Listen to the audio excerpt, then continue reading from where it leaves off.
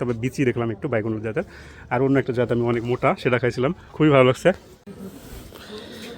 আমরা হচ্ছে বাগমারার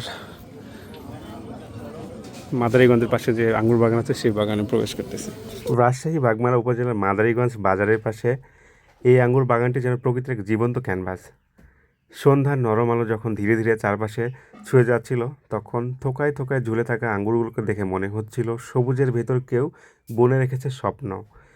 প্রতিটি লতায় লতায় জীবনের গল্প, প্রতিটি থোকায় পরিশ্রমের সৌন্দর্য, আর প্রতিটি পাতায় লুকিয়ে আছে গ্রামের এক শান্ত অনুভূতি। এই শহরে ব্যস্ত জীবনে আমরা কত কিছু খুঁজি, শান্তি, স্বস্তি, একটু ভালো লাগা, কিন্তু কখনো কখনো সেই ভালো লাগা লুকিয়ে থাকে গ্রামের ছোট্ট কোনো পথের পাশে মাটির গন্ধে, কিংবা এমন একটি আঙ্গুর বাগানের নীরব সৌন্দর্যে। আজ এখানে দাঁড়িয়ে মনে হচ্ছিল প্রকৃতি কখনো শব্দ করে ভালোবাসা প্রকাশ করে না, সে শুধু নিঃশব্দে সৌন্দর্য ছড়িয়ে যায়।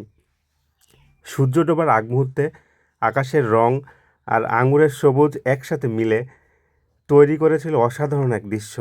দূর থেকে হালকা বাতাস এসে যখন আঙুরের লতাগুলো দুলিয়ে দিচ্ছিল, তখন মনে হচ্ছিল প্রকৃতি নিজেই কোনো সুর তুলছে সন্ধ্যার আকাশে। চারপাশে নিস্তব্ধতা, পাখির ডাক আর মাটির সেই পরিচিত গন্ধ মনকে বারবার মনে করে দিচ্ছিল সুখ আসলে খুব ছোট ছোট মুহূর্তের মধ্যে লুকিয়ে থাকে। এই আঙ্গুর বাগান শুধু ফলের বাগান নয়, এটা পরিশ্রম, স্বপ্ন আর ভালোবাসার এক সুন্দর প্রতিচ্ছবি। যে মানুষগুলো দিনের পর দিন যত্ন নিয়ে এই বাগান গড়ে তুলেছেন, তাদের শ্রমের ফল আজ থোকায় থোকায় ঝুলছে। প্রতিটি আঙ্গুর যেন বলে দিচ্ছে ধৈর্য আর যত্ন কখনো বৃথা যায় না। আজকের এই সন্ধ্যা, এই বাগান আর এই শান্ত পরিবেশ হয়তো অনেক দিন মনে থাকবে, কারণ কিছু জায়গায় শুধু চোখ সুন্দর লাগে না, সেগুলো মনেও জায়গা করে নেয়। আচ্ছা, আমরা যখন বের হয়ে যাচ্ছি, চাচা আমাদেরকে টেস্ট করার জন্য দিচ্ছে আর কি।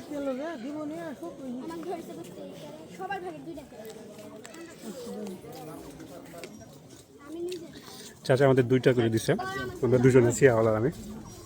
আমরা একটু খেয়ে দেখি কেমন চাঁদ। আমাদের মনে হয় এটা বাইকুনার চাঁদ না, বিচকে আছে 2-3টা, বাট মিষ্টি আছে।